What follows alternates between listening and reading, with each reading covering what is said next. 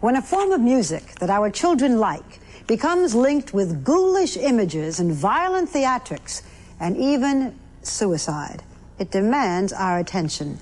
Perhaps more to the point, the children need our attention. Hundreds of thousands of teenagers are locked onto so-called heavy metal music. Are they despairing? What are their common bonds? And as Stone Phillips asks, is there a message that may be too loud for us to hear?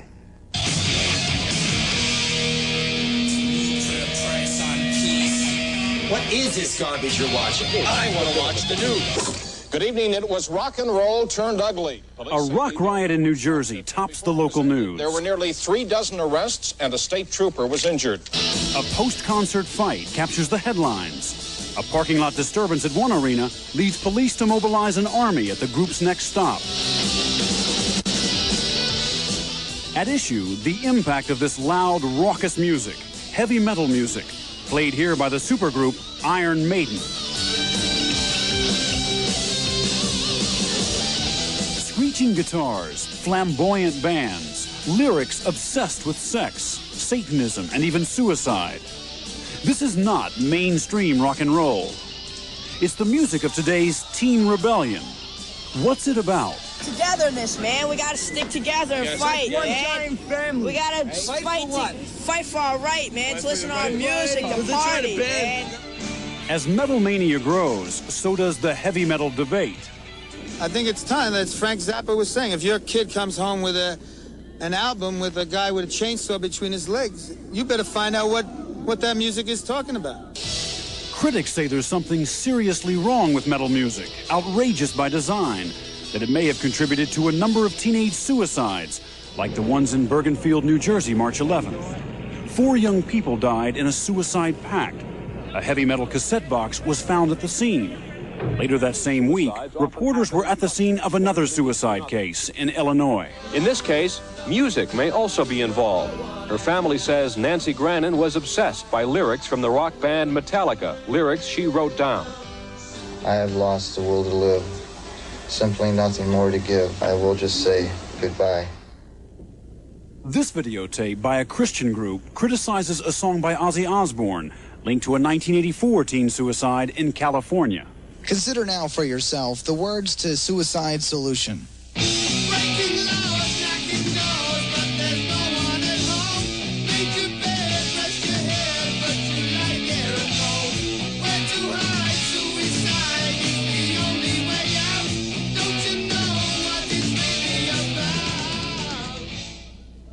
The music has prompted pickets, record burnings, even congressional hearings, where a call for record companies to print lyrics on album covers as a guide for concerned parents sparked a debate over censorship. Tipper Gore, co-founder of the Parents Music Resource Center. Parents should realize that we have explicit and graphic sex, extreme violence, suicide in lyrics that is going to children that are sometimes not even teenagers yet, and young teenagers. I mean, that's why it annoys the hell out of me that people are saying that we're a negative influence. I just wish people would get a sense of proportion about what's right and wrong, and who are the real people that are poisoning people's minds, and why are they doing it. We say things to people that mean something. I mean, in our own little way that kids can relate to. What are these heavy metal rockers saying to kids? And why are millions of teenage Americans listening? To find out, we went backstage at this heavy metal concert to meet Iron Maiden. And we went back to school to meet the kids who go to heavy metal concerts, who belong to the heavy metal crowd. Kids like these, with hormones popping, macho energy surging. Kids who will be our guides into a world most adults are strangers to. This is the high school in Teaneck, New Jersey, a school with a reputation for excellence. But like just about every other high school in America, Teaneck High has its own group of so-called tough kids, hoods, or burnouts, some into drinking or drugs, others who aren't into much of anything at all, except heavy metal music. It's against the rules to play music in the halls at Teaneck High, so it's hard to tell here just who belongs to the heavy metal crowd and who doesn't.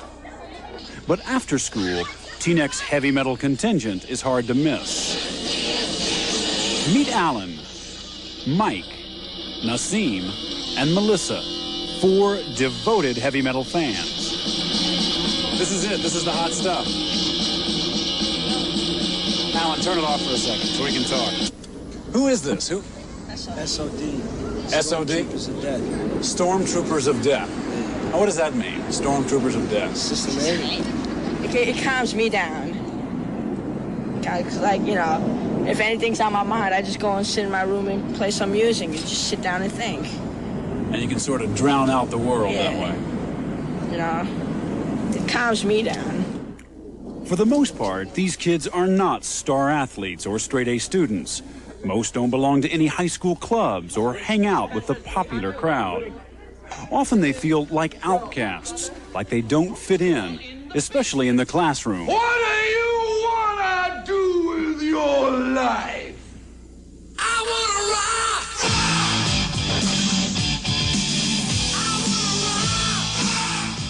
It's like, you know, some people don't want to go to college. They want to do something else.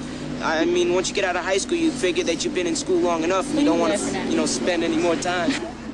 They spend their afternoons at the record store, flipping through albums, talking metal music with their friends. The music is what brings them together. It's their way of belonging, their rooms a retreat from school and from cliques they can't relate to. They got preps in here, they got the nerds, and they got, you know, guys like us. The preps, they're the ones who always wear like they're in friggin' Hawaii or something. They wear those 10,000 like multicolored shirts.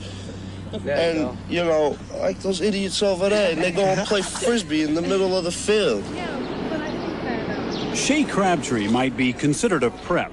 She used to go to Teaneck High and always believed the put-downs from the heavy metal crowd were just a cover. Instead of people just ignoring them, saying they're heavy metal kids, they need some support. They need some people to inspire them, some people to look up to. I think being a teenager is a really lonely time. You don't know who to trust. Maybe when you grow up it's the same thing, but right now, I mean, I've never felt lonelier, and I think a lot of teenagers feel that way. Lonely, she says, and worried, like a lot of teenagers, about things like nuclear annihilation. This song by the group Megadeth is about nuclear war. Like, you talk about the future and everything, and like, there might not ever be a future because they're still making all these weapons and everything, and I think about peace a lot. But make no mistake, this is not the summer of love. Folk music is not their thing. There's a group called Motley Crue that's very popular with kids. They have an album that has sold 2 million copies with lyrics like this, quote, "Not a woman, but a whore. I can taste the hate. Well, now I'm killing you. Watch your face turning blue," unquote.